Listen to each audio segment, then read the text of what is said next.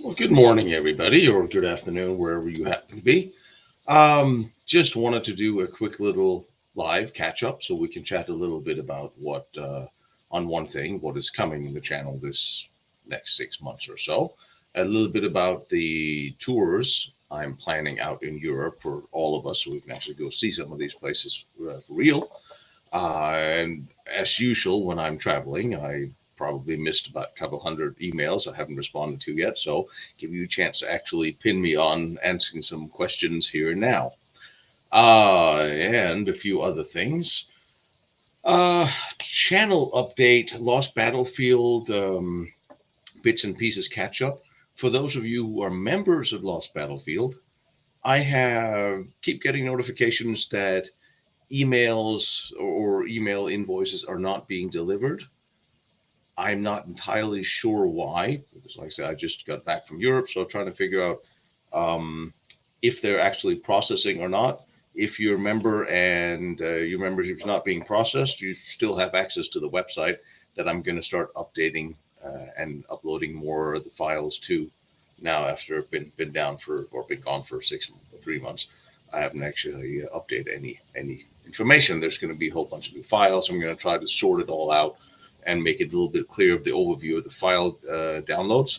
So if you have noticed that there's anything going on with your membership payment, let me know. And I don't know what to do about it, but let me know anyway. I have about 1,000 of those, about 1,100 notifications that something haven't gone right. Don't know what that means. And if you have any problems downloading files on the Lost Battlefields website of that I've uploaded PDFs and documents, do let me know. It works for some people, it doesn't work for other people. Some people have a problem getting into the website. Depends sometimes what browser you log into. Everything looks like it's working from our end. And hey, Tom, hey, buddy. And we're putting up some more merchandise on the page. Someone asked about merchandising. It's up and coming. And since one of you guys just sent me an awesome coffee mug, we will going to have to duplicate that one on the merchandise site as well. Um, I think that's it for the channel website stuff. And earlier we talked about me starting to running tours in Europe and trying to figure out how to do that. And I'm still planning on doing that. For now, I have a minibus and a driver um, that Caviac has found for us, so that's a good start. And since I have seen so many amazing things I really want to show you in Poland that you haven't seen or heard of, I think we should do a 1 or 2 week, 1 week's never going to do, a 10 days, 2 week tour around Poland. First of all, for most of us who makes money in the West, I don't know how else to put it, no offense to the Poles, but you know what I mean. Um, it will be cheaper than spending a week in France, food, hotel, and so on and so forth. And there'll be things you haven't seen. And there's a lot of the forts and bunkers and castles and places you have seen from in the West, in France, Belgium, Holland. Uh, and there's a lot of people running tours out there. I'm sorry, I still have a bit of a cold. Um, and I think the East is honestly far more intriguing and more interesting.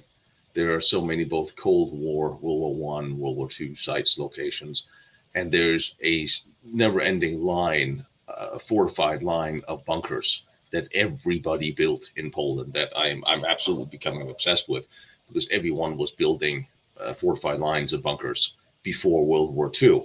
And some of them date back to lines of World War One, and none of you've seen these because no one really seems to cover them much. So that's a whole different construction. And when you're sitting in, we could sit in Warsaw, and surrounding there you have 35 individually constructed, uh, not pre-war, built during all the way up until 1915, forts built individually, uh, all of them special. It looks like the different armies built every single one of them, which is amazing to see. It is truly amazing. So we could spend a week there just crawling through the bush and seeing those and giving some of the foliage. Maybe doing this in the winter is not a bad idea because, damn. Um, and that build. So that I'm thinking a 10-day tour in Poland, and maybe we could do a couple of days in Germany if there's room for that. But Poland also encompasses Riesa and those sites. So possibly this is something we could do September, October this year, or spring next. There's some of the forts I have to actually plan out. I probably have to go out there one more time to make specific plans to visit. One thing is sneaking into places myself and a camera or a couple of people. But if we're 10 people, 14 people, and a minivan, I need to have logistics in order. So anyway, so the tours and the trips are something that is coming. And also, I will be doing, time permitting, because now that unfortunately I'm back here where I have to do a little bit of work. I have to sort of line everything up that I want to show you, and I want to show you everything at the same time. So, hey, what are you going to do? There will be some specialists from Ukraine, and I'm going to try to break down the military situation, also the situation within the Russian military, over some documentaries. And my command have asked if I wanted to do a lecture on the Battle of Kiev, which I would love to do. So I'm going to test it all out on you guys first. So anyway, a little bit of newer stuff. I usually don't, like you said, cross into. Well, now we have a lot of Cold War. One of you guys asked about Cold War. Lots of Cold War bunkers that we crawl through, and I had to go visit a few bunker museums where they actually had authentic stuff, so I can show you how everything worked and what it was, instead of just looking at maps on the walls. But you may or may not have some questions. So now I will take some of those, because I sent photos of the keychain.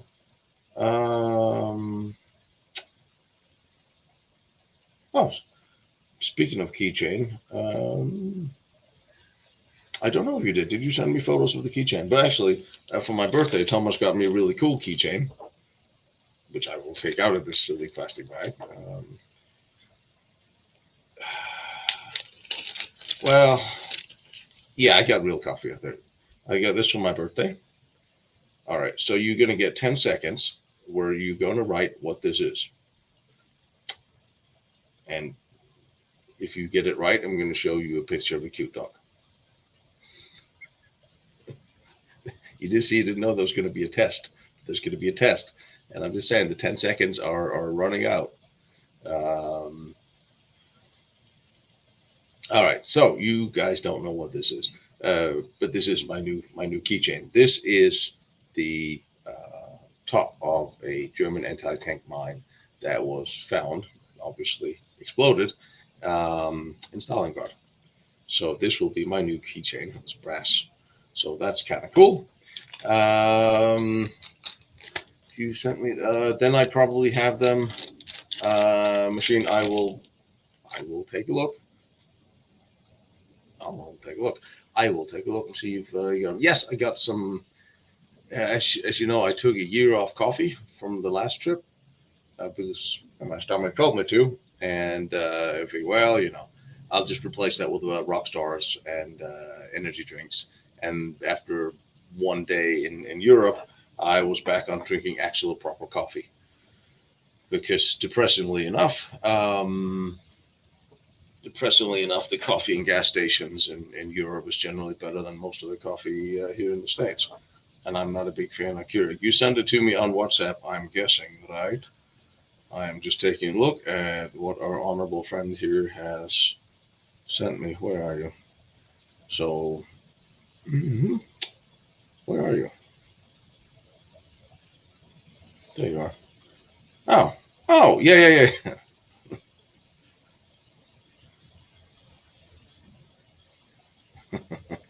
Made in Russia, recycled in Ukraine. Oh God, the things I wanted to bring home. see if I can actually show you some of these. We,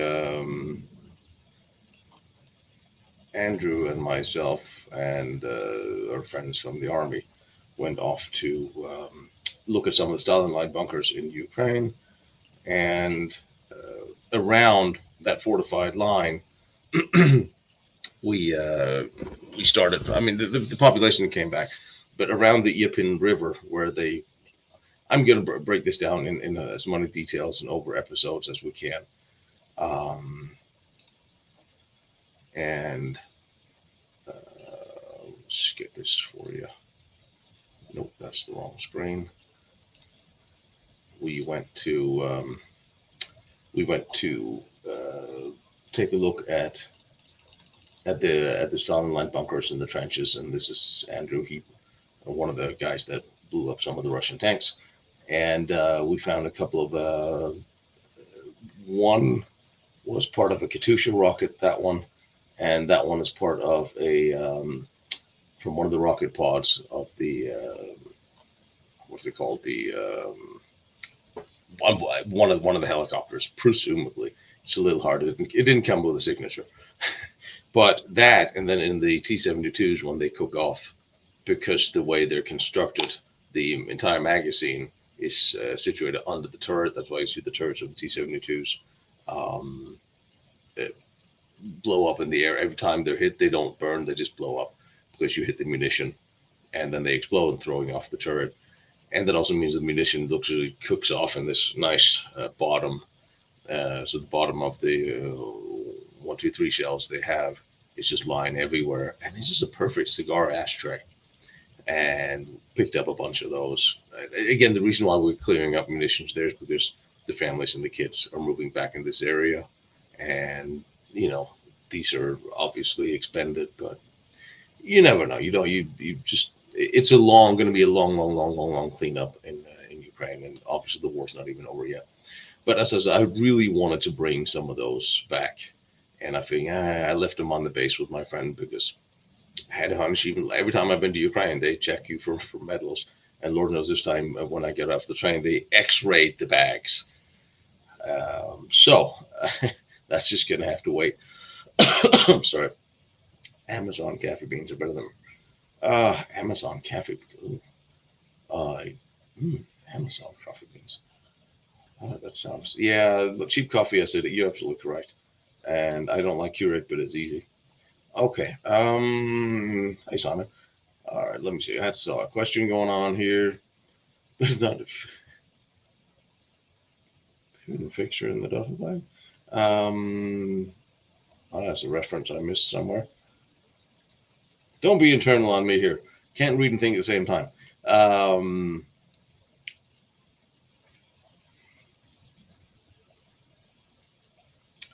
So I'm just reading questions because that's what we're here for. Seal tunnels.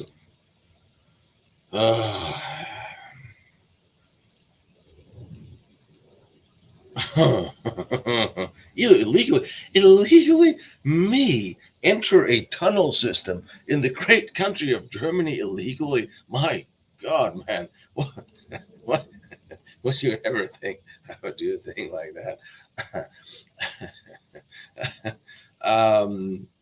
Thank you, my brother. I appreciate it, and you should come barnstorming with me in Poland.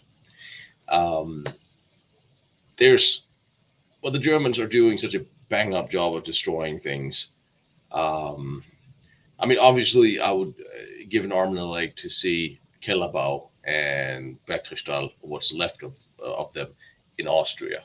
And I had meetings with the BIG, Bundesimmobiliengesellschaft, who's in charge of those, and they can't possibly give me permission to do so without the permission of the minister, because nobody wants to get fired. My God, they even brought a lawyer to the meeting.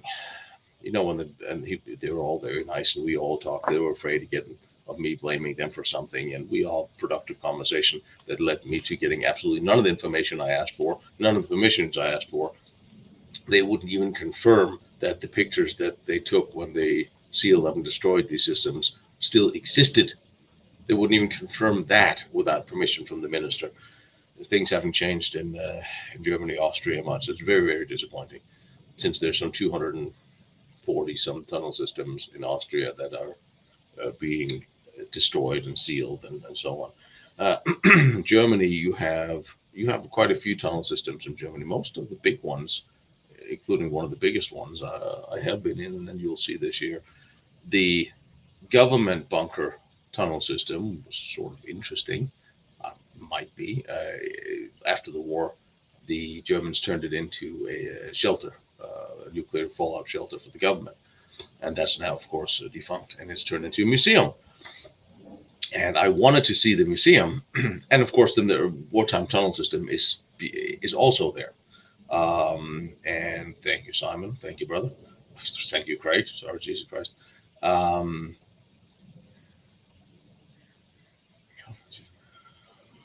ooh, um,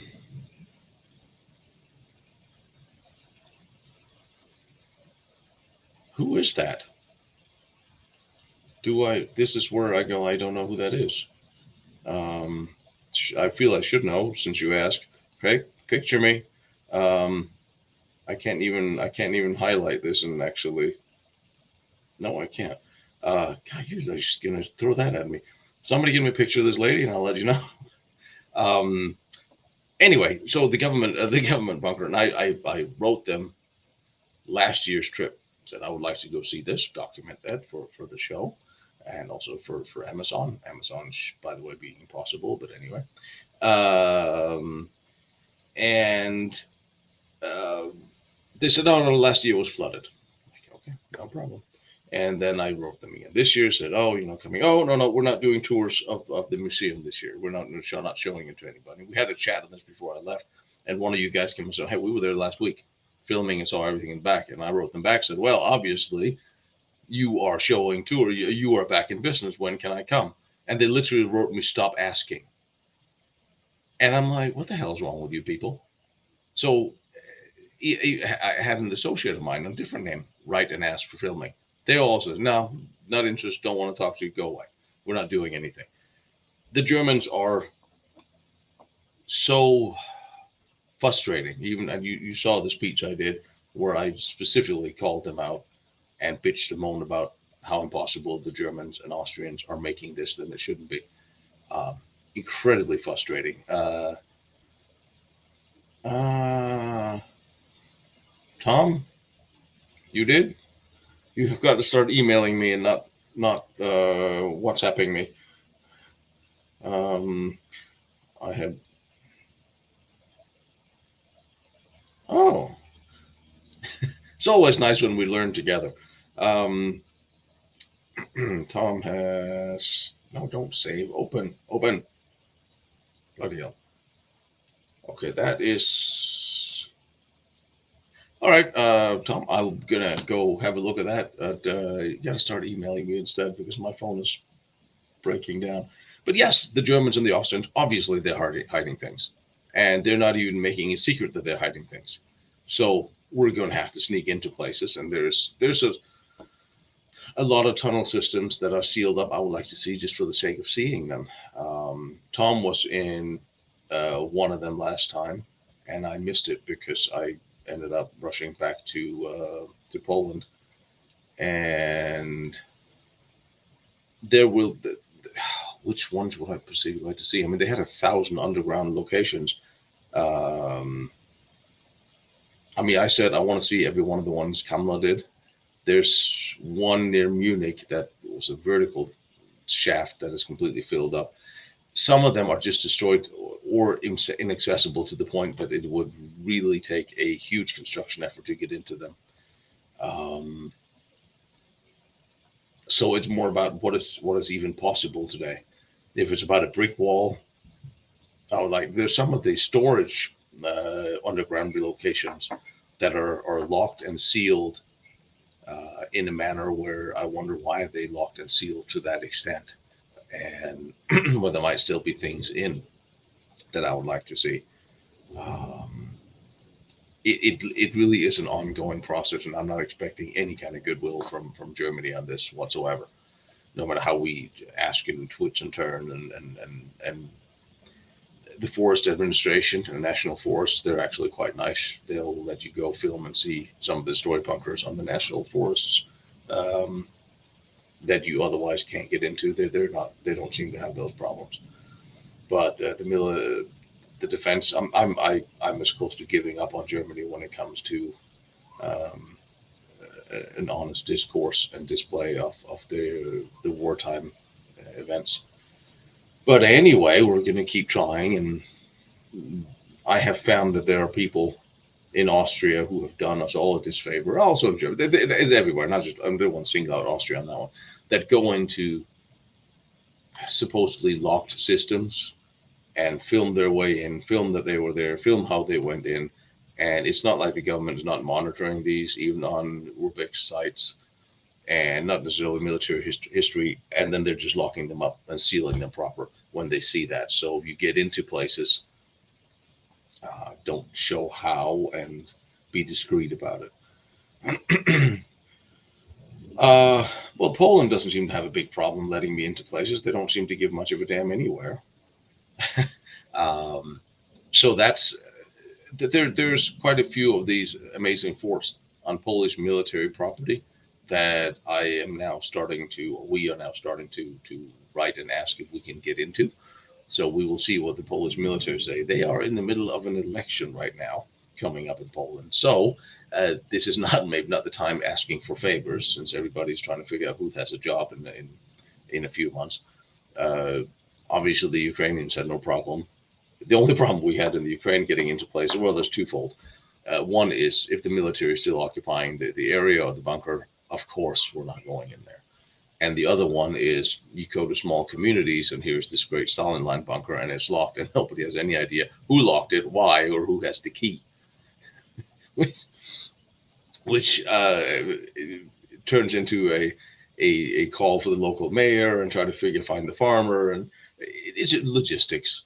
Um, the French have a lot of things that are fairly well open, a lot of forts that are open. Every one of the associations in France and the French forts, the old Prussian forts, the old French pre-World War One forts, which are all really, really amazing. They really, truly are.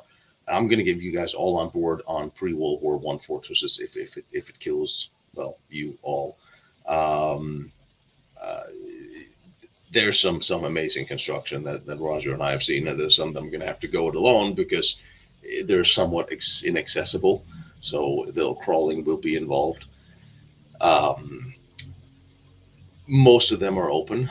The French have very little interest in these because the ones that are built by the Prussians or the Germans, the French don't really care about. Local associations do. The earlier forts, pre-World War One forts, many of them has associations. They all say yes. Some of them are military property, and Roger is working on permission to go see those. The amazing thing about some of the French forts is a little bit like same thing in Poland. Poland has a different story when it comes to its heritage, when it comes to forts and bunkers. But same thing around these great European cities. You have like Verdun. You also have Tours, um, and you have the same thing in Przemysl, or you have um, the bigger Polish cities, like the bigger French cities, lining up against the west towards the German border. You have amazing forts built around them. You have all these cities where you have 10, 20, 30, 40 forts built around them in various ways. And each city seemed to have built their forts slightly different than the other. And in Poland, I found steel plates built by the built by Skoda for the Austro-Hungarians before the turn of the last century, in place where they were supposed was amazing. And I found Polish pre-World War II bunkers with huge heavy steel plate Panzerplatte built into the things we just haven't seen.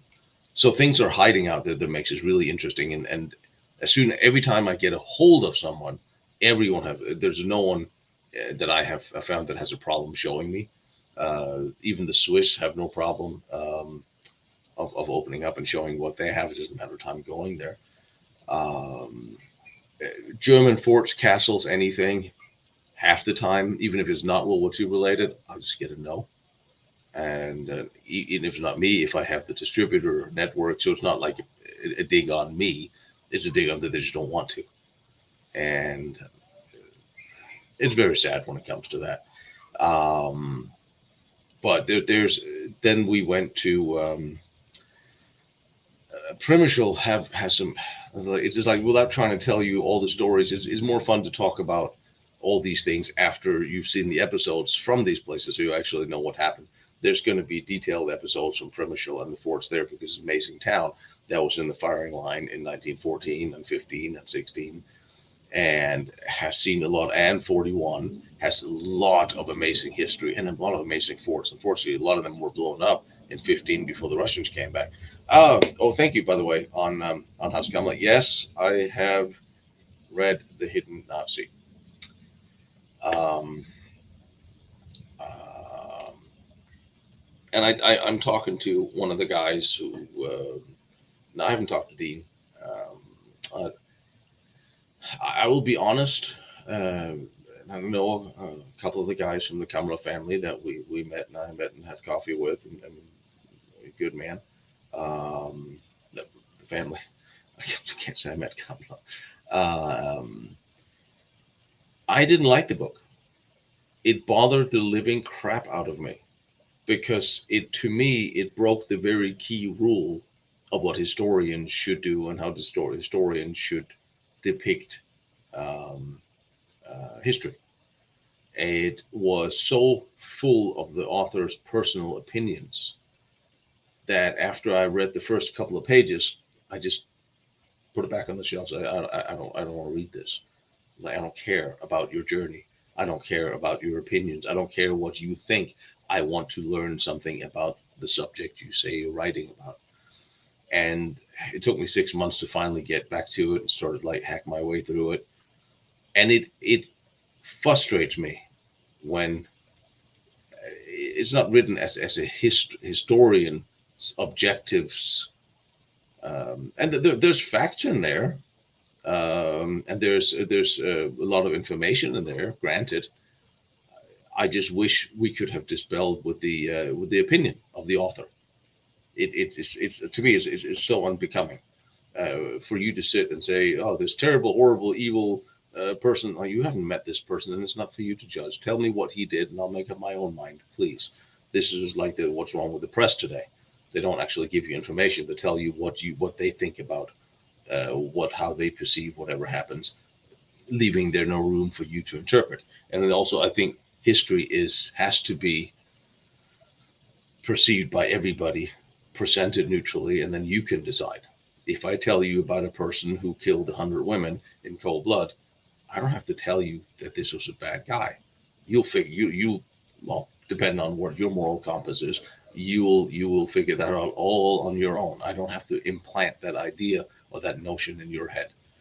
And so anyway, that's my beef with that. I mean, but it does have a lot of information in it.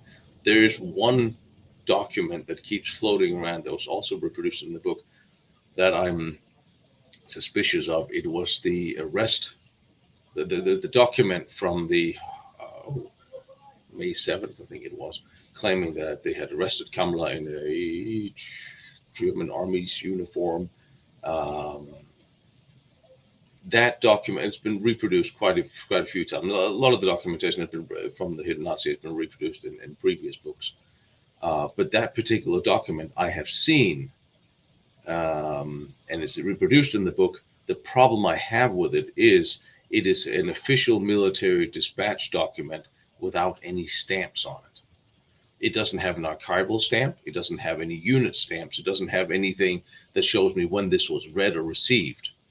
To my knowledge, I don't have it right in front of me. Maybe I can pull it up. Thank you again. I mean, damn, brother.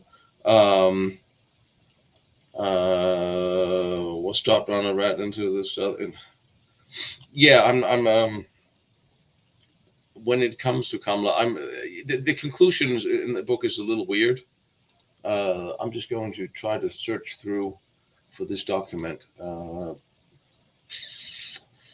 I only have like 8,000 folders and 8,000 documents, and I'm not entirely sure which one it is, but forgive me while I'm looking where I'm trying to talk with. So I want to kind of show you what I'm talking about if I have it here. Yeah, I think Kamla went in a. If he went over to the States, I don't think he was dropped in Argentina by any means. All right, let me just share a screen and then we'll try to figure out. All right, we'll try to figure out which one of these documents. We're going to have 100 documents here on Kamla. So, merchant account. So, forgive me for a little bit here. I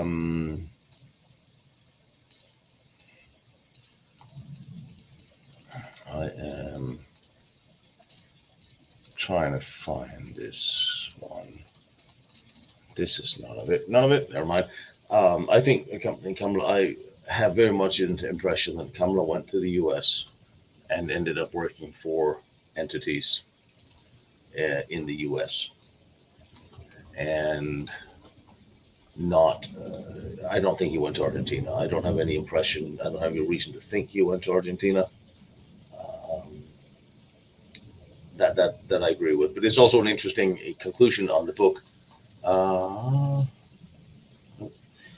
hell. See, I didn't know we were going to be talking about this. Otherwise, I would have prepared this particular piece of information for you. The secret photos. Oh. So you may have to forgive me. I will have to probably post this after the chat if I can actually find it. Yes, it was interesting that the conclusion was that it seemed that he probably Magivald. You know what? I didn't. I went to Krakow. We just exactly couldn't make it work. With time and distance, we had a meeting at another place on that same day that Roger had set up, which was actually amazing. Sorry, hang on, I'm still looking at this. It annoys me if I can't show you what I'm talking about.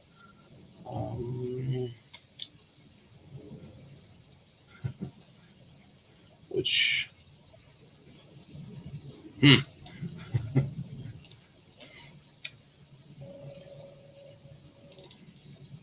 maybe, like I said,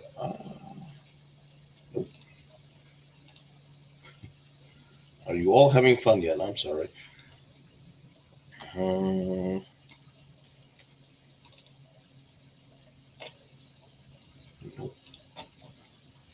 Anyway, sorry. I will pick that up.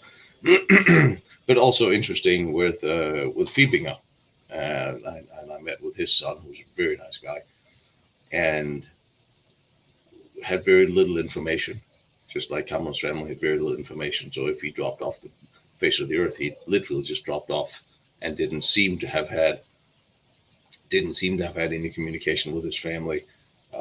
And Fiebinger certainly didn't seem to have communicated with his family if he met Kamla back in the States. But Fiebinger did a lot of really interesting work. Only about 1 year for the U.S. military, and then he went off and worked for a decade in the U.S. For private firms, like everyone did.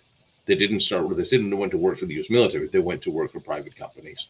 North of the Grummans that he had worked for a design or a subcontractor to the military, and he designed some really amazing stuff that we still see and use today. Fiebinger did. Very smart man. And I would see the same. I have 2 or 3 different sites, specific sites with graves that supposedly contain Kamla, where I have a supposed son that lives in Canada that is supposedly Kamla's son, and granted, he looks like him, who's not particularly overly interested in talking about if this is the case. So there will eventually, we're going to have to exhume some graves and do some blood tests, will be the next step. There's 1 or 2 graves that seems to be, according to eyewitnesses and circumstantial documentation, very promising. where he is buried in North America and died at a very old age. So, um, but I don't see him also from talking about him with his family about the person he was. I don't see him as somebody who would love to live in a big city or somebody who would have enjoyed living in Argentina. Uh, he seemed more a. I think he would have been perfectly happy living in a farm in a rural place. He loved nature, um, and he loved East Prussia. And incidentally, I'm very strongly considering to get a little summer house in eastern Poland, a little house or something. Maybe adopt a bunker, turn it into a museum, have a place where we can all do tours out of, and so on. Fiebinga died at a very old age. I think he was 92, uh, not that long ago. And more on that. More on that. I actually have no. I have a great deal of respect for Phoebe and for what he managed to do, and what he did do, and for his family. And it was interesting talking with them because apparently I was able to tell them things they didn't know about some of the projects he worked on. Ongoing conversation that we will get back to when I get back to Austria on that. So, um, but yeah, I think Kamla will always be the interesting the interesting person. We don't know what happened, and again, the Ukraine war is not helping, um, because I really believe that the Russians knows a lot more about these projects than anybody in the West is willing to talk about. I still have to get the CIA still have papers that they admitted to having that they haven't released yet or haven't declassified yet. So now I have to petition for them to do that. Um, and again, it's like if I had an office of 10 people that I could start delegating in that sense, including a few high speed, low drag lawyers. That's what it's going to take to get some of this documentation released, and the Germans are certainly not going to talk about it. Um, but that's the same. It's time, research, money, effort. Hopefully, there'll be a conclusion to the Ukraine war, and as a neutral, can get back to collaborating with the Russian archives. But we shall see. Also, because I'm not entirely favorable to the conduct of war on behalf of the Russians, and I'm just trying to figure out how to express how I really feel without getting a permanent no longer invited to Russia pass afterwards. Because somebody's going to have to try to piece this together also afterwards, also forensically of the war, which is why I wanted to see the front line, because I wanted to see how this war was fought differently. It's interesting. I went to Ukraine because I wanted to see how the war was fought differently now than the Second World War, and uh, how the new battlefield picture is different than previous wars. And what I found was men with rifles and trenches. Okay, there's drones flying overhead, but basically it's men with guns and trenches lobbing artillery at each other. Nothing have changed. And you can take all your modern wars and all your high tech and you can stick it, because it's still men, bunkers, guns, uh, foxholes, artillery. That's still modern war. And people, they don't seem to they seem to think everything is can be fixed with a high tech solution, and there is no such thing. And good evening to you, Pierre. Um, and hello, Paul. So anyway, um, and yes, I will be putting a presentation together for the Fortress Association. See, I don't need to have a day job because I don't have time for that sort of nonsense. I want to put a presentation together about the basically of the fortified lines, the bunker lines leading up to the Second World War, because there was a lot of them. Not just the Stalin line, the Molotov line, the Polish bunker lines to the east, the Polish bunkers lines To the west, the German bunker lines. To the before the Molotov line, in front of the Molotov line, and the German east wall and the German west wall, the Limes program. Also had the uh, you had all these different fortified lines, the Czech lines. Everybody built bunker lines facing each other, and a lot of them you guys haven't actually seen. So it's really interesting. Um, Biggest. Uh, Oh, I would love to. I would love to interview Putin. I would love to interview every one of them. Actually, um, find out what's going on. After ask some nice questions, but it's not going to happen. Uh, and that's the problem. If I went to interview Zelensky, then the Russians will probably not let me in. If I went to interview Putin, then the Ukrainians might not let me in again. And it's really hard. It's hard to stay completely neutral when you see graves of dead women and children. It just is. One thing's being caught up in the battle in the city and accidental casualties. Another things are the ones who are shot in the back of the head. And there's not any doubt that this is happening. Not seen it. That the evidence is beyond overwhelming. I've seen evidence, and if you look carefully, you will find it that would put quite a few Russian soldiers in jail, hands down. So, and the problem with atrocities, as it always is in war, is if the Russians do it, then the Ukrainians will do it, and then the Russians will use that as a sample, and then they will do more, and then the Ukrainians will do more. And we're talking about a war that's fought in between absolute hatred for each other. There's no common ground. This is not like, okay, I want a civilized war. Let me see, can I come up with an example? I can't come up with it. Yes, I went to Bucha, spent a lot of time there. And Bucha is very interesting, and I spent a lot of time on the Irpin River and the bridges and the battlefield. We went all the way backwards towards Belarus on those lines, of the lines of advance of the Russian army. Well, we're back to me thinking about a civilized war. Let me think. I'll almost say the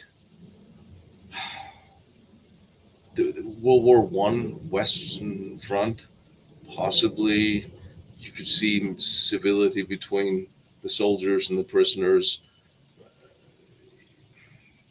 Some the air war, the pilot, the Luftwaffe pilot, RAF pilots, some civility. Rommel fought a civil war, a civilized war against the British to the degree where North Africa exactly, where prisoners were treated as well as circumstances allowed for.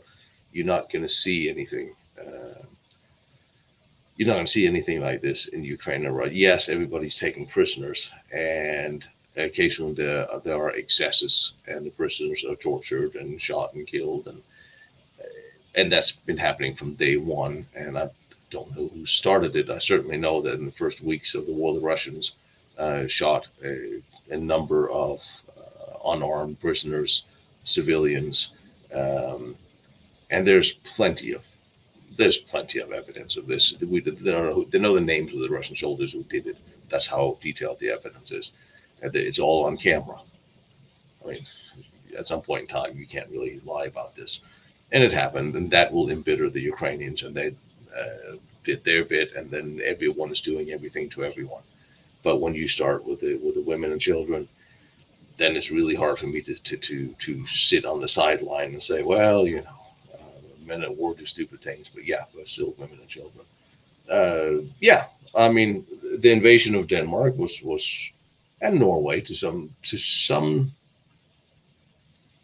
Well, the Battle of Norway was pretty much against the British against the. No, I'm not going to say that about Norway, not considering the British machine gunned German soldiers in the water, sailors. No, not going to. So no, we're not going to go civilized on that one. But yes, we'll go with Denmark. It was also a very peaceful occupation. Um, it very interestingly, the German soldiers entered Denmark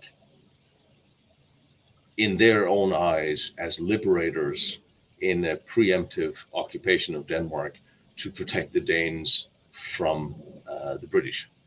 You speak with German soldiers at the time, said, "No, we're here to protect Denmark from the British."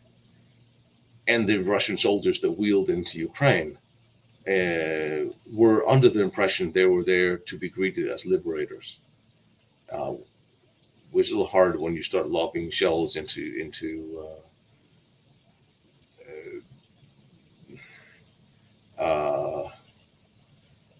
Raymond. No, Ukraine doesn't need more hot female snipers because not that I have any problem with female snipers at all. What I have a problem with is what happens to them if they get caught. And sorry, I'm old fashioned. I prefer uh, women as far away from any battlefield as possible.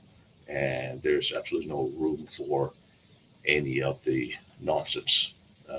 No, the Danes did shoot back. Lost a number of soldiers. The Danes fought for half a day until they were ordered not to, sank their ships, and they stood for a good half a day down on the border. But what are you going to do when you have a couple of Danish bicycle units with rifles again overrun by German tanks? I mean, they fought as well as they could with what they had. But yeah, the whipped cream front.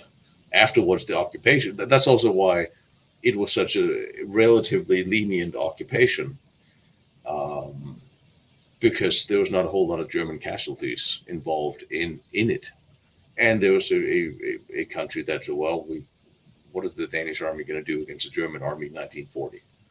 Seriously. So they chose to save lives and work with the Germans as far as they could until the government resigned. Yeah, Jersey would have probably been. Actually, I don't know a whole lot about the Jersey occupation. I wanted to go to Jersey until I realized that all the cool bunkers and forts there had been turned into museums, and I kind of gave up. Königsberg Castle.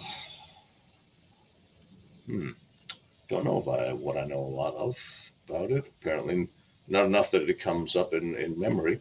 Uh, Remember, I've been kind of a lot of places, and sometimes I need to, not a whole lot. Uh, Not a whole lot. I haven't actually been there. I drove by it. I, I'm aware that it's there. Um, tell you that much. Um, but yeah, it's just, I was a little annoyed. You know how I like to explore things that are not turned into nice clinical white wall painted museums, and I was looking around at Jersey and the islands, and every one of the interesting looking forts and bunkers seemed to have been turned into one of those. So I'm like, there's not much investigating here. So, um,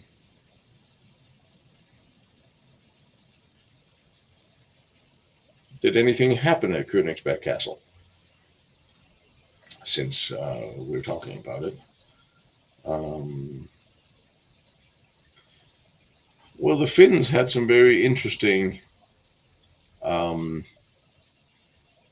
interesting solution. I'm not entirely happy with the way the Finns ceased their collaboration with the German forces they were fighting side by side. With they from one day to the next turned their guns on them and kicked them out in a peace deal with the Russians. I understand the Finns would eventually have been overrun by the Russian army because the Russian army in 1944 was a hell of a lot different than the one they fought in 39.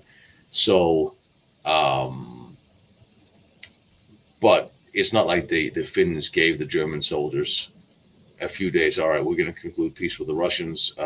Get a week, get a couple of days, get out. They literally turned on them and started shooting at the German soldiers from one day to the next, and the people they fought along with. I remember one story of how German soldiers were so bitter that the medals they received fighting with the Finns from the Finns, they hammered them up and nailed them to a tree on their way out. Um, Total stab in the back. I understand the Finns' position, but you got to give your former allies. You still fought side by side with them for years. Give them a chance to leave with some respect and dignity, and not harass them all the way out of the country. Um, I mean, I haven't given up on the Channel Islands. I just couldn't make it this time. Uh, oh, that's where it was. Okay. We're talking about what? Sorry, I'm just being internal with myself. But yes, we're talking about the castle. All right. Um, I thought that was somewhere else, further east, that was seen since that had been destroyed, or partially. I think there was a part. I thought it was seen. I thought the Amber Room was seen somewhere else since. Let me take a look.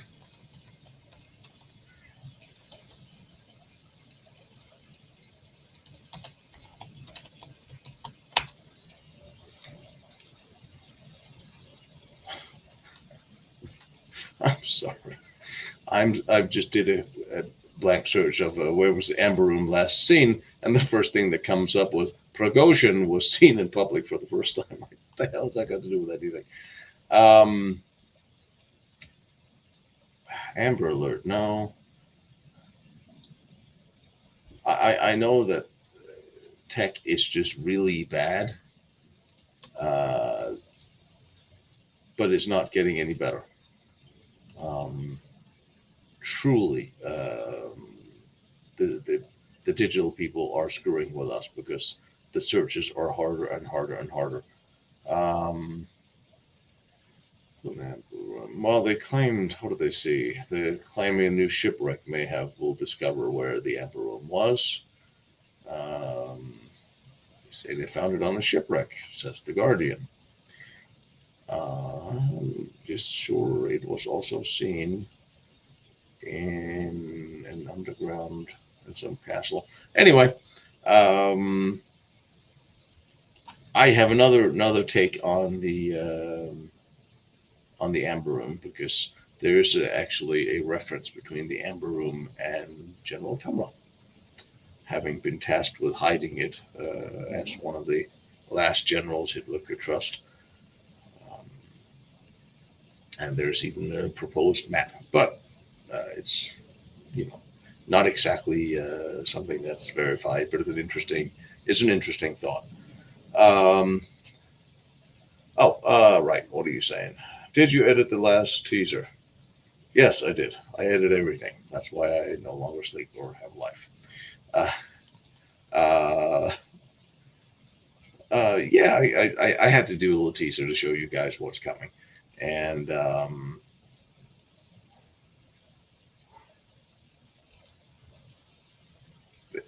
they did. Yeah, they tore down some. I mean, they will destroy anything and everything. It's yeah, that there's the Estonians behave the same way when Russians gain their. No, the Estonians sort of did what they usually do. They took to the forest and kept fighting the Russians way after they were taken, and they a lot of them whoever could flee with the Germans they did and they could. I don't have any recollection of the Estonians, well, of the Baltic countries taking arms against the Germans when they left when they fell. There was also precious little time to do that, but no, I don't have that impression at all. Um, hmm. Yeah, I really wanted to. I was right on the border there. I wanted to go to Kaliningrad, and then I realized that my European passport was full of Ukrainian stamps, and the other one was an American passport. I figured probably none of those two is going to be a good thing for getting me in. Um, Bad planning, I guess.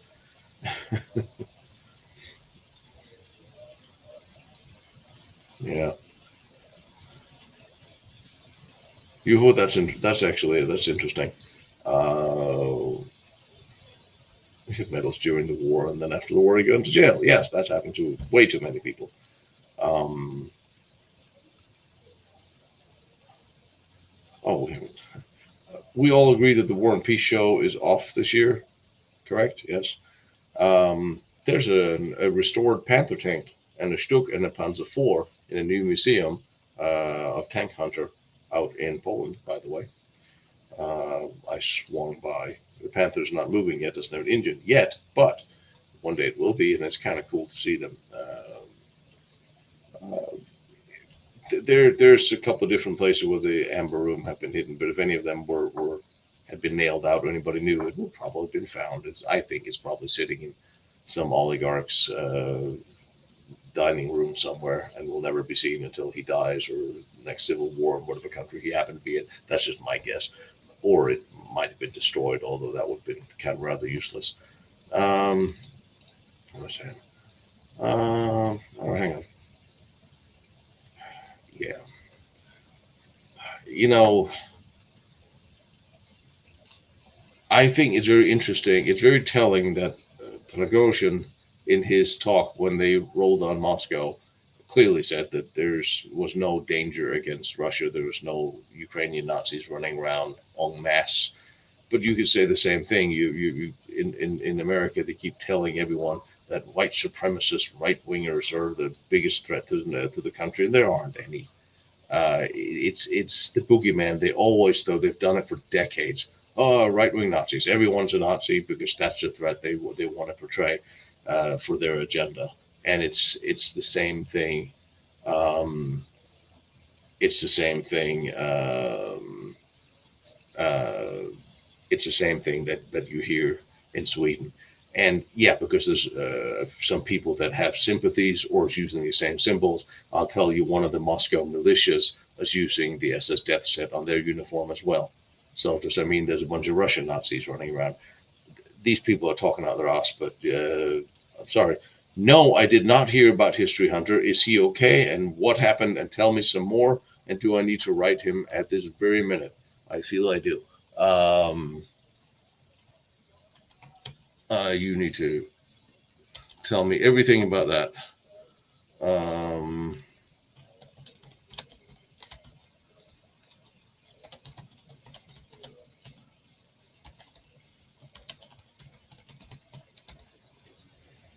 all right, sorry, you got to hear that from himself. No, I did not hear anything about that. I was supposed to go see him, but I got derailed in Ukraine a lot longer than I thought I was going to. Bloody hell, he's like the nicest person in the world. So, um, still, anyway, bloody hell. Um,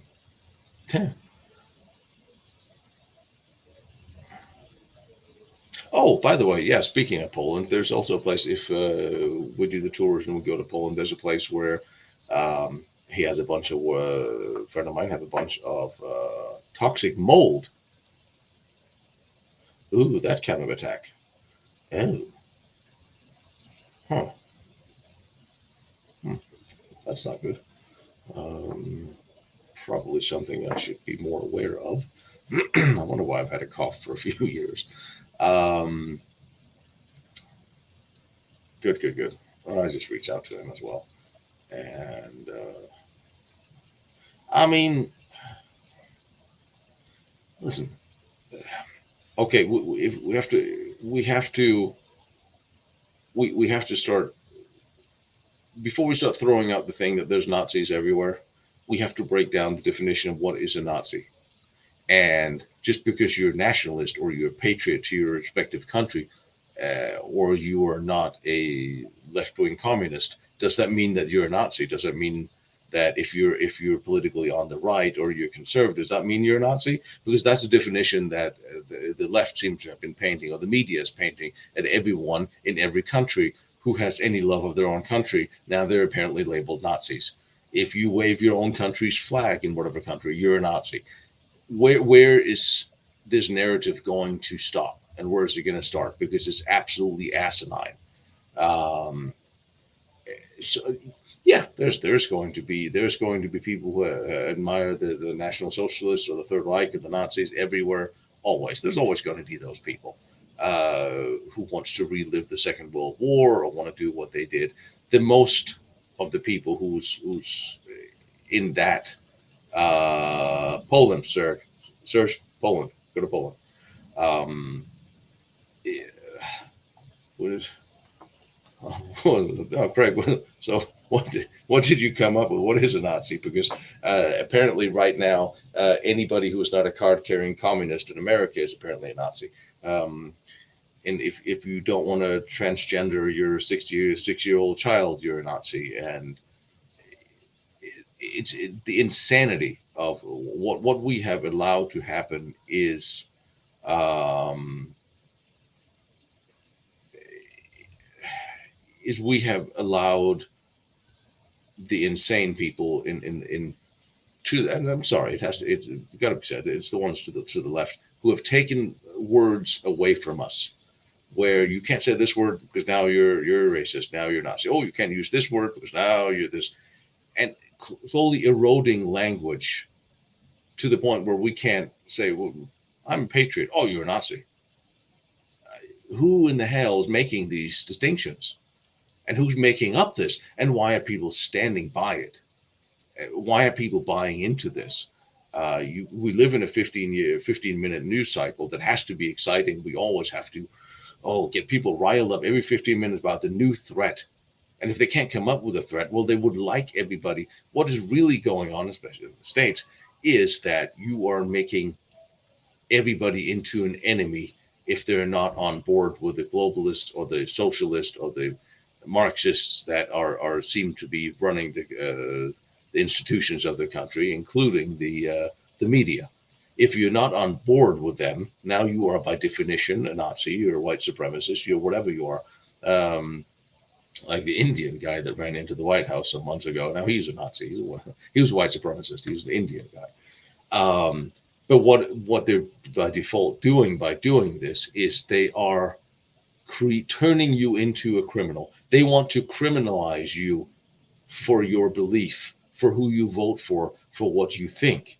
So one day you wake up and think, well, I'm a patriotic American, I'm patriotic German, I'm patriotic Dutchman or whatever country you're from. I love my country. I believe in small government. I have my beliefs. And one day, because of those simple beliefs or voting patterns, you are now a criminal. Now they can get you.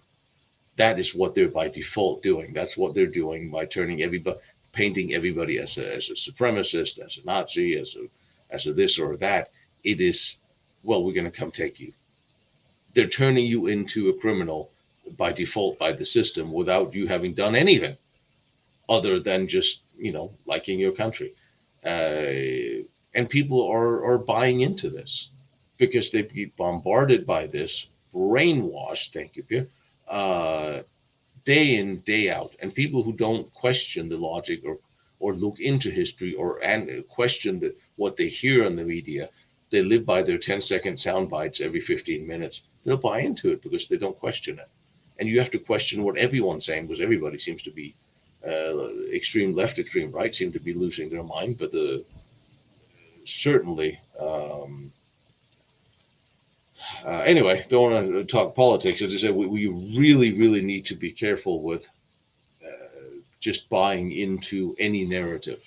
You really need to. We are at this point in time in the Western countries led by the most incompetent and probably by default corrupt governments we have ever had. So look at Germany. You have one member of the German government who passed college. We are not run by intelligent people, and we are not run by governments who want what is best for us. They clearly want what is best for them and their globalist masters, and we seem to be run by sociopaths at this point. And that's whether it's America or it's Holland or Germany or most European countries. That's why I kind of look with some admiration to the Eastern countries like Poland and Hungary and Czechia, because you still have common sense. Ukraine, you still have common sense. And it's really scary. You see all these young people who are seeking psychiatric help and counseling. I mean, when I grew up, I had parents and friends. If I knew who I was.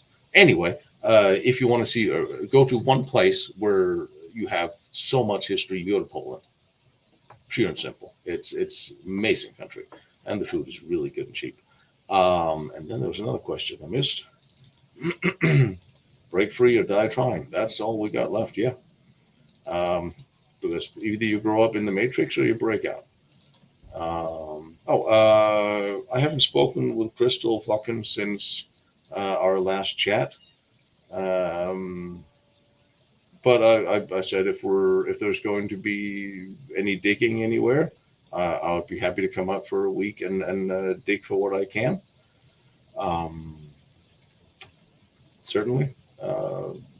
But like I said, I spent most of this time in the east and didn't really spend much time in the west, except crisscross. I just crossed Germany to get to France. Um, and also, there's another thing is one demand. Another thing is everybody is just standing by while everyone is being attacked for things that we sort of instinctively know is not wrong, but we don't stand up for them. We let this insanity go on, and we like, well, he's attacking my neighbor. No, it's not me, but it might be you tomorrow, and then your neighbor's not going to come help you because you didn't help him. And we have to start publicly disagreeing with the narrative and with the direction of our united countries, because we will see, if they get their way, a catastrophic um, deterioration of the Western world and and food. If you have even during World War II in Germany, they knew that if you take nitrates and fertilizer away from the farmers in order to make more munitions, there would be starvation a few years later. They're trying to do the same thing here. These green lunatics are probably the most homicidal, genocidal group of people that has ever existed, because they're ready to stop producing food, fuel, heat, electricity. They're ready to condemn billions of people to death. And we're standing by here saying, well, electric cars aren't that bad. Yeah, they are. They actually pollute more than gas cars. The global warming is not from the low emissions of producing electricity through coal and using and burning fuel in cars. We are so efficient with our combustion engines and technology now. That is not it. Yeah, you know what, Jeff? I don't understand why everyone in America right now seems to be having a problem with calling the sexual trafficking and exploitation of children as a conspiracy. Having worked in personal protection and with battered women and watched the exploitation of women and children go on unmolested for decades, that they're now calling it a conspiracy, these people are literally insane. If that's not an agenda, I don't know what is, because it is. Everyone sees and knows how young women and children are trafficked and raped around the world, and trafficked on the border here, and exploited, and children disappear throughout the world. And that's a conspiracy? What are these people are insane. Often I have found that, well, the CIA back in the 60s invented the term conspiracy theorist to discredit somebody who was speaking the truth about something. So I think we can dust that definition off and say, now if anybody's called a conspiracy theorist, it by the system it might actually mean they might be right. Um, but this is insane. 4 million women and children. We have 4 million people trafficked into human slavery every year for decades, every year, and no one seems to raise an eyebrow. I spoke out about this so many years ago, and I pled with politicians to look into this, Democrat or Republican. I guess now I'm starting to understand why no one listened. Somebody's probably benefiting or in some way from this, because otherwise, how on earth can you possibly deny this uh, insanity? Oh, lithium. Well, no, lithium is under the control of the Chinese, so we couldn't make the cars they want anyway. Um, if you know the history of the subject and what's going on currently, yes, exactly. You're um, that's kind of what I'm thinking. I mean, how can you, Greg? How can you have a problem with somebody showing something like? I, mean, I haven't seen the film, but because it'll probably give me nightmares, and I know the gist of it. Um,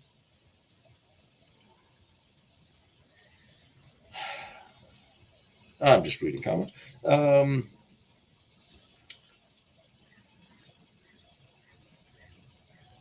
oh, Raymond, that's nice. Um, oh, I went to Vogelsang as well, which was is actually very interesting.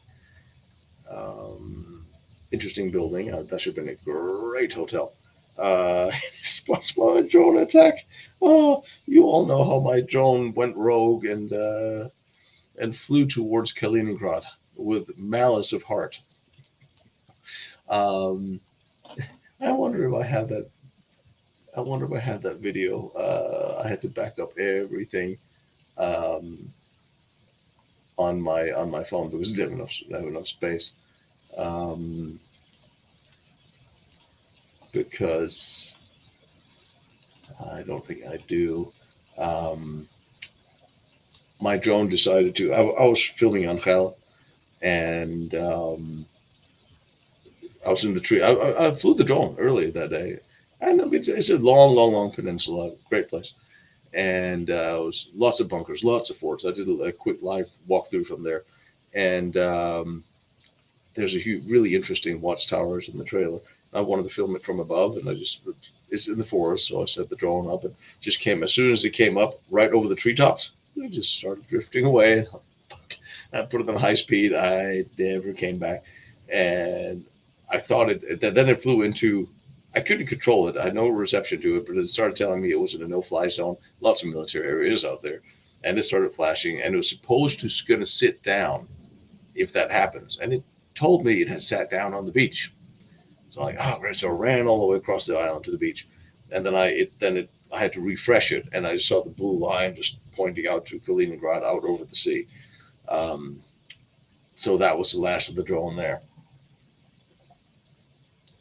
And then I got another drone that wouldn't connect to the controller. So the last 2 days, 3 days, 4 days, 5 days was droneless. Very sad. But don't know why I keep drowning my drones. Yeah, that's not the first one that went into the ocean. Um, but yeah, those that is a don't let these evil Masurian Polish people tell you it's customary to do sniffing tobacco. They'll tell you that. They will. And then they'll make you try it because of peer pressure. And then you will be very awake for a while.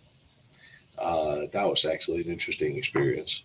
You know how they look at you and they laugh at you and go like, no, no, no, you have to try it. It's tradition. Like, okay.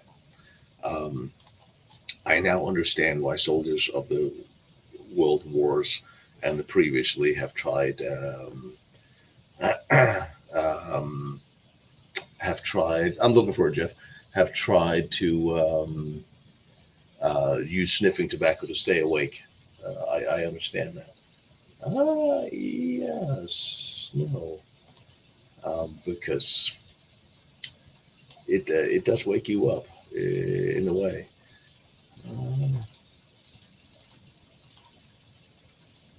the hell is all this stuff? Like I said, I backed up my phone, so wondering that drone footage of the thing, wandering away is here. It might not be. I can't seem to find it. Desktop copy, cell phone photos, cell phone screenshots. No, no. It's amazing the amount of photo. I had like a couple of thousand photos on my phone. Oh, wait a minute, wait a minute. Of course I do. I have it. Yes, I do have it. It is on my hard drive, of course. There should be a hell backup. And if you ever, hell is spelled with one L, but I still say it's kind of funny that there's a KFC in hell. Who would not have guessed it? Um, um, yep. I'm putting tires. So, yeah, this DJI. DJI came to beat Putin. I would be interested in actually meeting him. Okay, hell, drone. Let's see, this is the one. Yep, this is the one. Um, Let me share screen. Percent. Stop screen. Have I been sharing screen all along? Oh, wait a minute. The screen is still somewhere. Where's the damn screen? Well, that's me, and I get that part. Share screen. Sorry, so it doesn't look like I'm talking completely out of the side of my head. I put my camera in front of the screen. So that is the glorious suicide drone footage of. I thought this thing is cool. This is the phone backup log. Of course, I didn't get the SIM card out. It didn't manage to spit the SIM card out as it barreled towards certain death. um,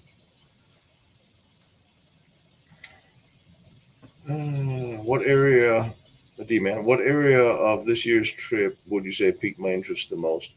Find anything special for show this year? Blockhouse, basement, through. Um, and now we're coming with the treetops, and it's a little windy up there. And as we can now see, the drone is now slowly traveling. Not yet, hasn't started yet, but here we start drifting, and now I can't see it anymore. That became it. Um, and I'm really trying to even find the direction of where we are. Um, and I was actually at this point in time, I was trying to speed it back, flying against the wind. I'm at high speed flying back towards it, just slow it down a little bit. Not happening. Anyway, well, we went back to that Siemens location, that factory we didn't know what was, and I found some really interesting underground there and a very heightened level of radiation.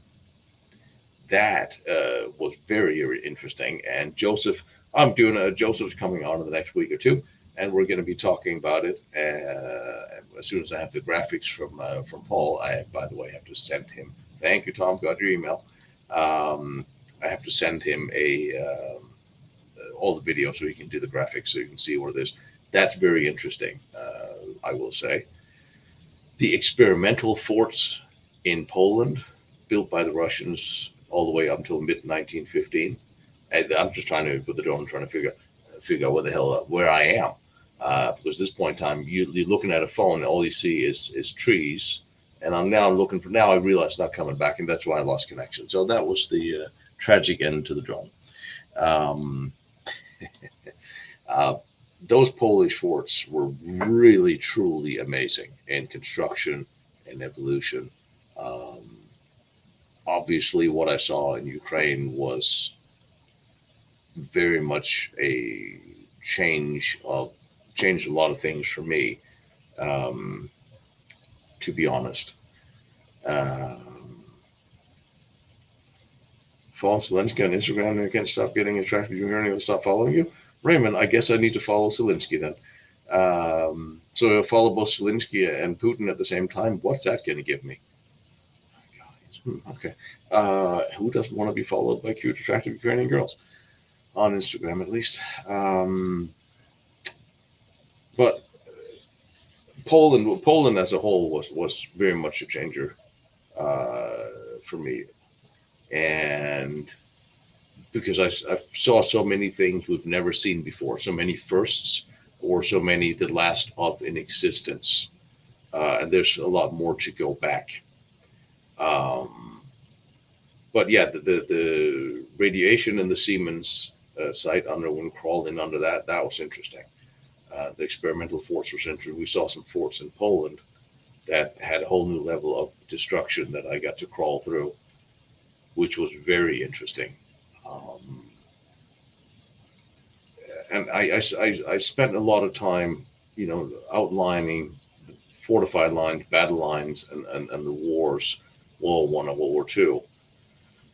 Um, more so than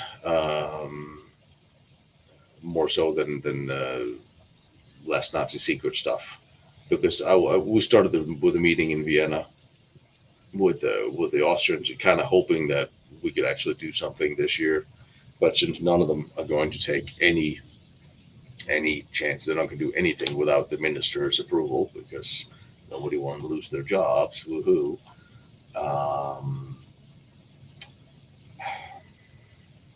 uh, you know, a lot of that fell through. um, okay, what are you doing? Look at those. Yeah, I know. I didn't. I mean, I flew the drone earlier that day. I didn't know it was that bad. I really truly didn't. Um, and yeah. Oh, actually, you know what? I'll show you something else um, that I thought was really cool. Well, okay. Now I want to show you something else. But oh, son of a bitch! I just did that thing. Oh, there you go. This is hell, the peninsula. This is from the same drone footage from the same like 3 hours before. So it's not like it's it was that bad.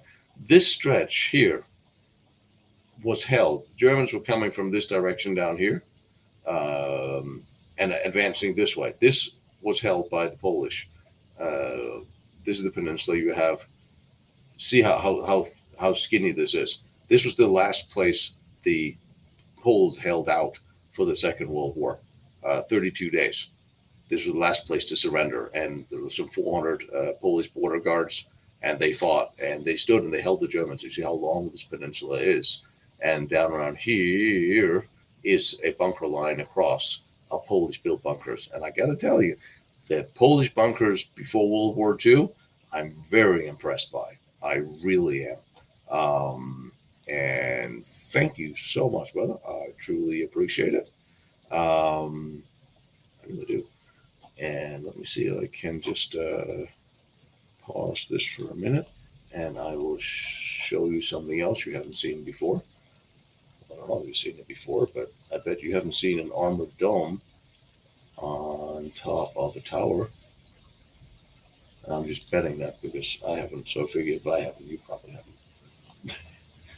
Don't know what I'm basing that on.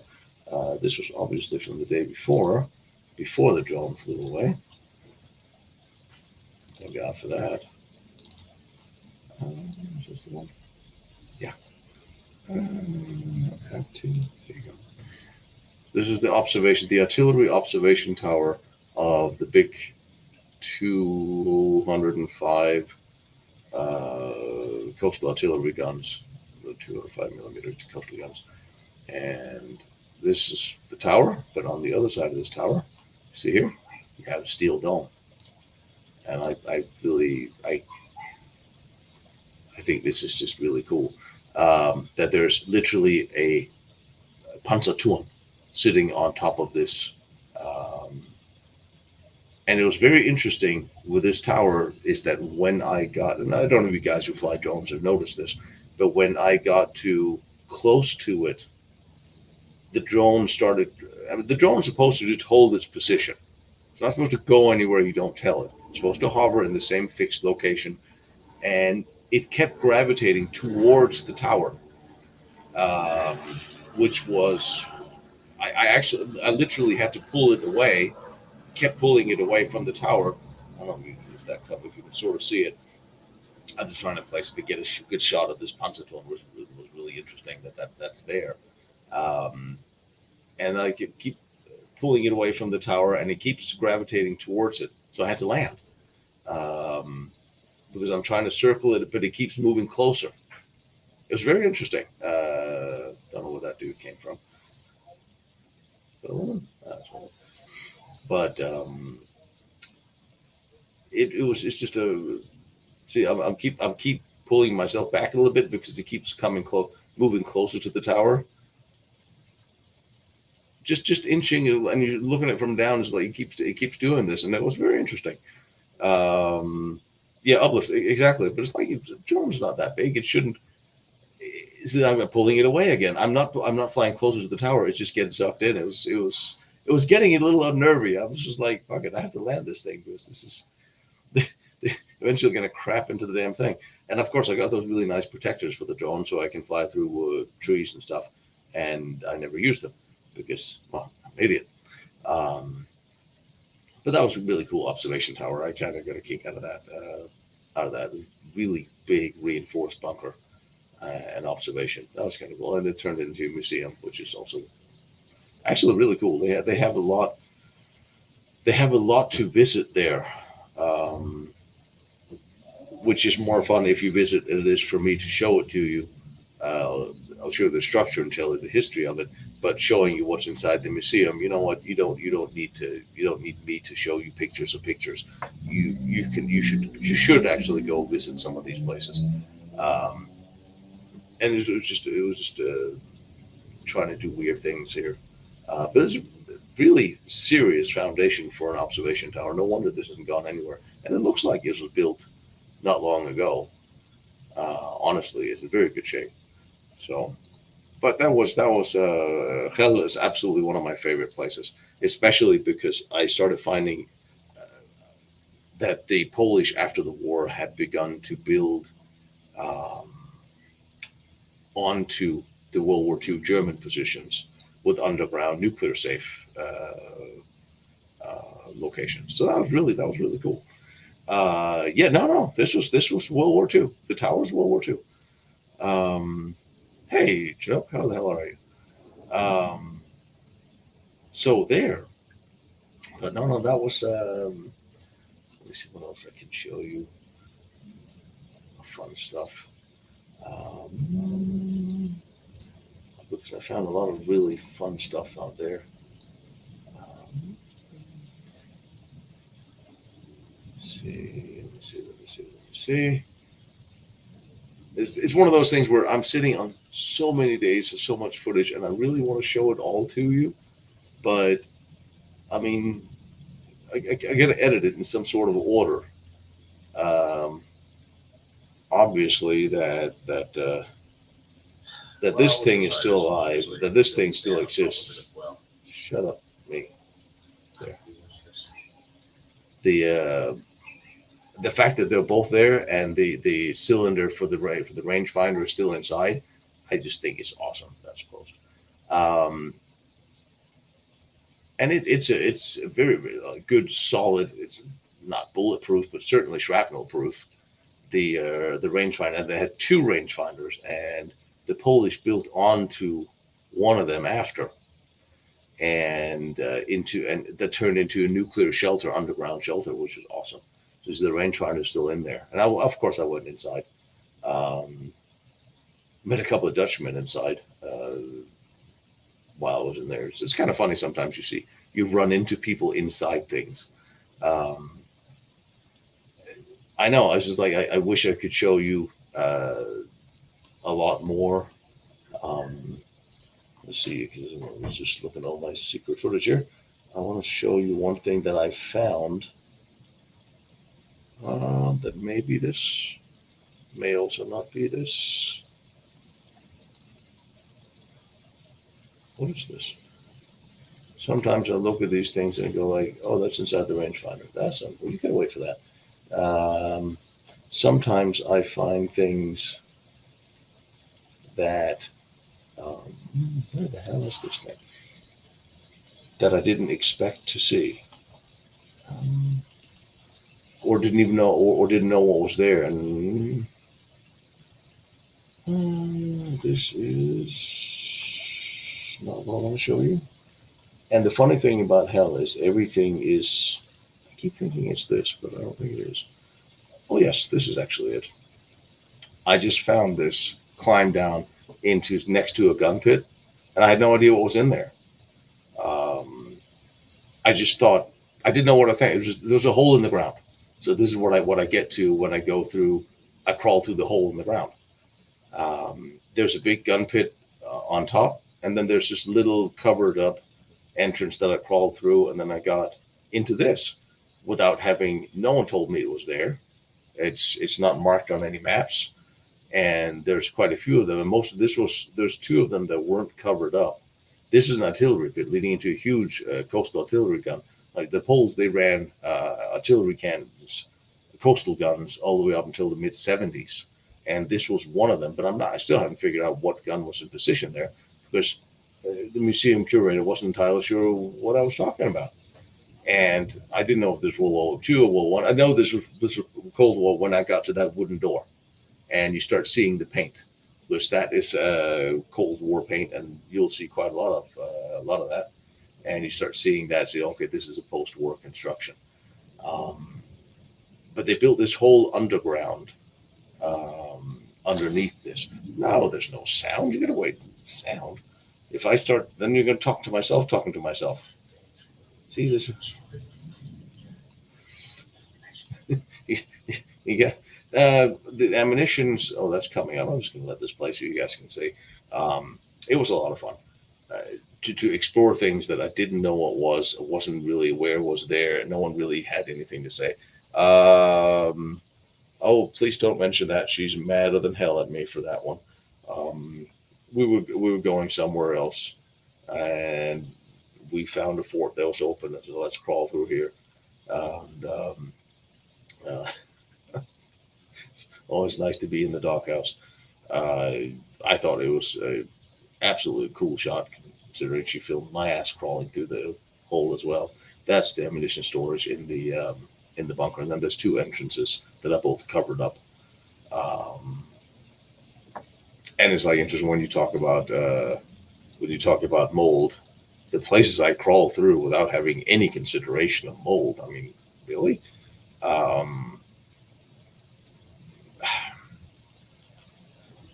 this one I wasn't sure what this was. I still don't know exactly what this is. So if any of you guys have any idea what this is, you let me know because I really truly don't know what that is. It's in the artillery unit.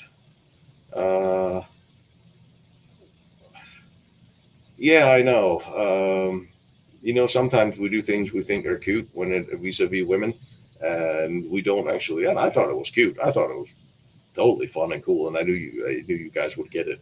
I had no idea that she would not appreciate that particular gesture.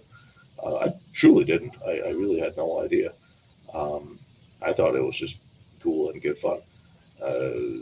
And there's nothing more fun than somebody who was not specifically dressed for exploration doing it because here we are. Here's the thing that I'm always dressed for. I'm always underdressed, so it doesn't matter. I can crawl through anything. Yeah, I don't know. It might be. I just don't know why you would disassemble it. I don't know why Todd. I don't know why that. It looks like it's a shell chute, like you would shove it through there and into the actual spent brass, but it's not in the cannon. The firing well is on the other side of the wall.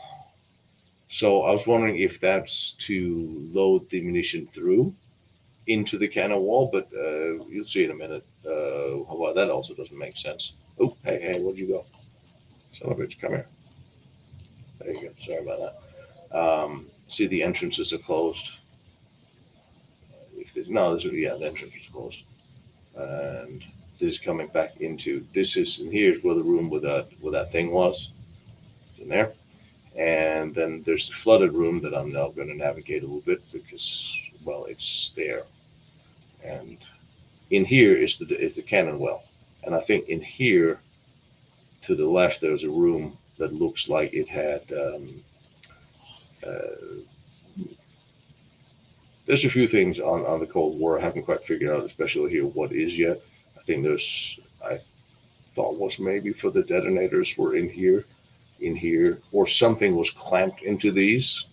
And I saw these huge clamps in other gun positions, Cold War, and I'm not entirely sure. My initial thought was, well, spare barrels, but no, it's a huge. These are bigger than 10 centimeter coastal guns. You're not going to have a spare barrel stuck somewhere. That was just my first thought because it was that big, so it looked like this is the cannon well in here. Um, so I think this rail would lead munition into it if there was a rail there. So I actually don't know what was clamped onto there. A lot of times I'll go film these and then find out what things are afterwards, especially like here because no one told me it was there and it's not mentioned anywhere. Um, I had no way of doing any kind of pre-research on it because I didn't expect to see it. It just happened to be there. So, and you see, this is another interesting thing is this appears to be a room underneath the cannon will be up here. So this would be a turning mechanism for the cannon that was situated there because the actual cannon well is above here. which means I don't know why there's a room underneath here unless it was. I don't even see how they were expecting to bring the munition up through there, if not for the munition lift that's out in the hallway. It does look very. It does look very like here was something could have been a munition lift, but that also doesn't make sense. Um, the only access into the gun pit is through make it right here, and then another right, make another right.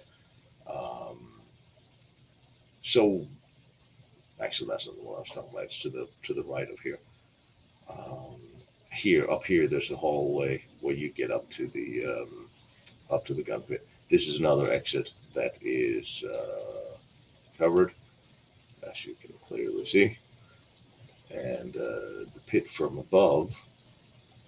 I see 1103. That's now I know what I'm looking for.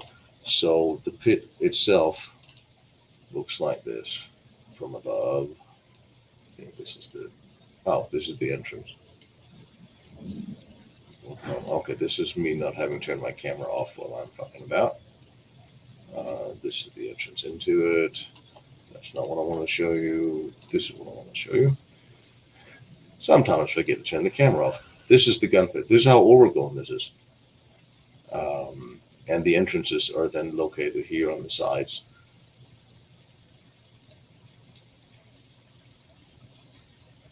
And everything here is underneath. It's like the big German batteries, just in a smaller version. But like I said, there's only one entrance to the gun pit. It's here on the side where you get into the tunnel. Can do that. So what you go in through there is where you crawl into it. Um,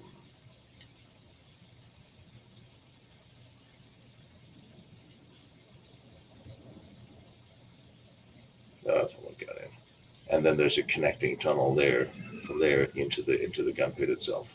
But that is as far as I could see the only entrance into the gun pit. So anyway, um, showing more on that. It's all coming up. Haha. Um, Considering how mosquitoes love me, there will be no kilts in my life. I tell you that.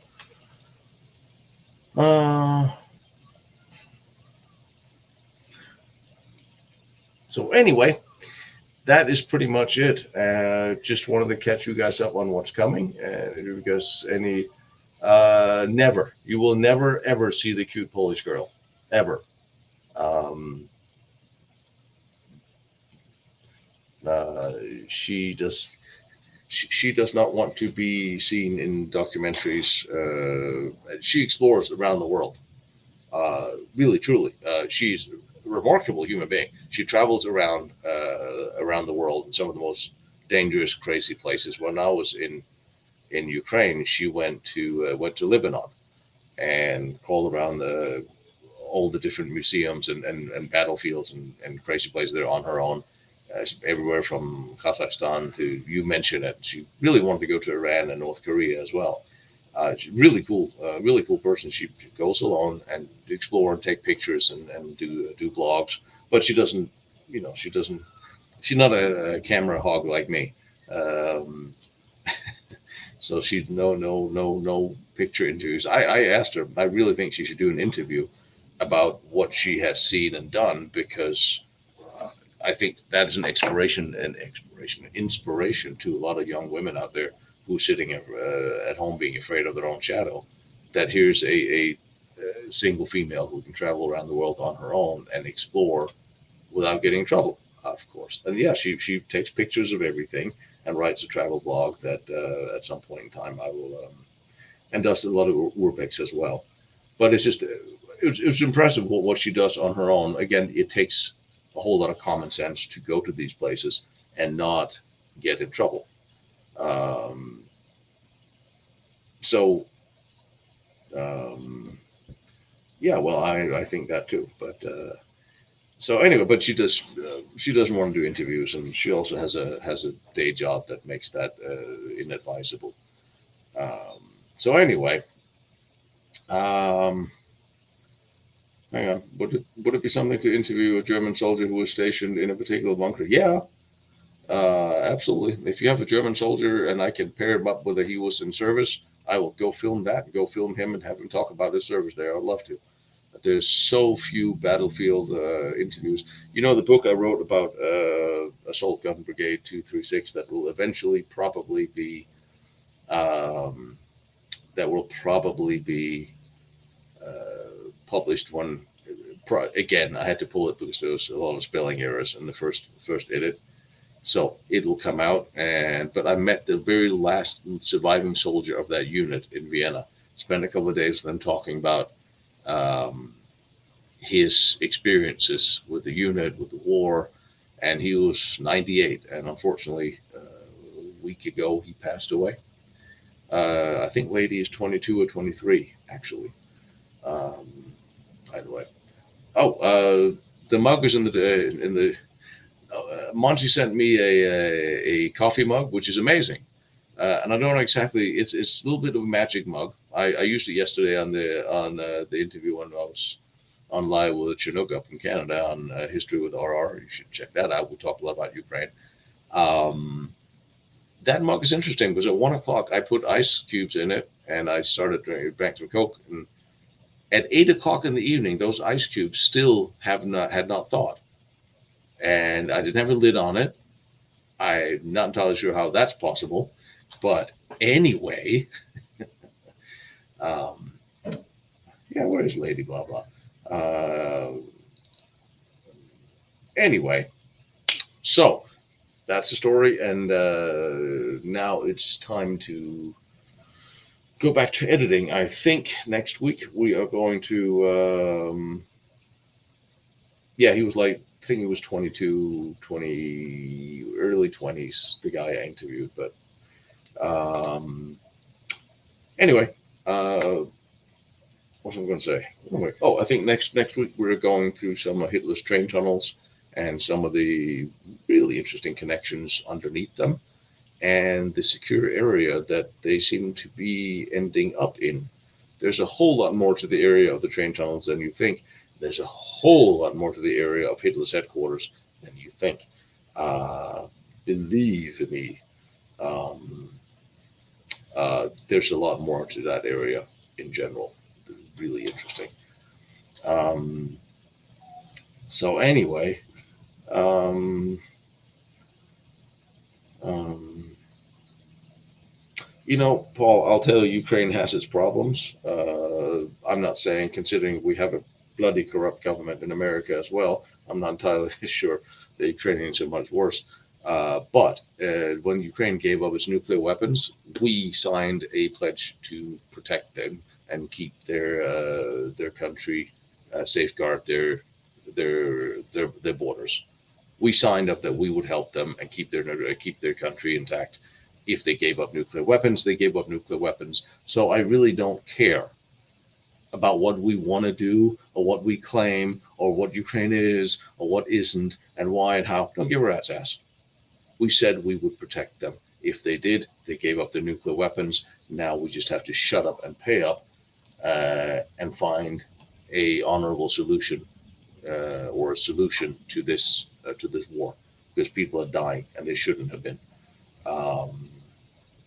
and nothing else matters. For once, maybe once, just for once, we should actually keep the promises we make to our allies, NATO or not NATO. I don't care. Joseph will be on within the next couple of weeks, depending on his ever-changing weather situation. And I'm thinking I should get Michael Shrimpton on as well and talk a little bit about the Ukraine situation. Um, just saying. Octagon pillboxes. There's a lot of those in Poland. I guess I'll have to come. You know what? I've been doing all these World War II bunkers, and I haven't gone to England and documented yours. I got to go to England. Um, so there. Yeah, let's get Dick Patton up. Maybe we dig up Guderian as well and get a Rumble and get a couple of those guys. Get them all teamed up on the same page and do something. Um, but I will let you all know. Yeah, all right, someone's stealing cars again. Um, yeah, I think I'm going to reach out to Michael as well because I think I'll have his insight on Ukraine thing. Maybe I should do a little breakdown of the history of Russia versus Ukraine, political and military, before. Um, no, Simon, the bunker's everywhere is a mess. Uh, but we'd have to find a couple we wanted to dig out. um, well, there's a number of contenders to who killed Patton. Uh, but I don't know yet. Um, anyway, you guys, you have a nice Sunday. Go out and enjoy. I'm going to go out and enjoy the sunny weather. Well, I'm not. I'm going to sit here and edit and make breakfast and drink coffee. And so there. Forest. Oh, shoot me an email with the names of the forests so I can go when I go back because like I'm not even remotely begun in Poland yet. And the next step is I'm going to buy a car in Poland, so I actually don't have all your donations are going to rental cars to me to drive around to actually see these places, which is stupid. So it's time to actually buy a Lost Battlefields used car out there, so I have one and can save use the more money productively. Anyway, so if you do a used car dealer in Poland, give me a call. Anyway, I will see you later, and I guess we're going into the trains and the tunnels at the end of the other channel. Well, since YouTube have deemed it not worthy of monetization, and since they came up with all sorts of interesting claims that not being original content and not being content that was uploaded to multiple other channels, and I pressed them on that, saying that's a lie because it's all mine. I'm in it and I own it. What other channels has it been on? They refused to answer, but that doesn't change anything. Um, a writer's strike is only for writers who get paid to write, right? I make documentaries, so yeah. If I was going to sit and wait for the money SAG was would never. I mean, don't even get it started on the SAG deal and the AI. All right, fine. I'm going to ask you all a question. Would you like to see movies that are written by an artificial intelligence? I mean, they're pretty bad as the ones that come up yet. But do you really want to see artificial intelligence write movies? Where's the soul in that? Do you want to see digital created extras and actors put in movies instead of real human beings? I mean, is that the way you want movies to go? As I really don't think so.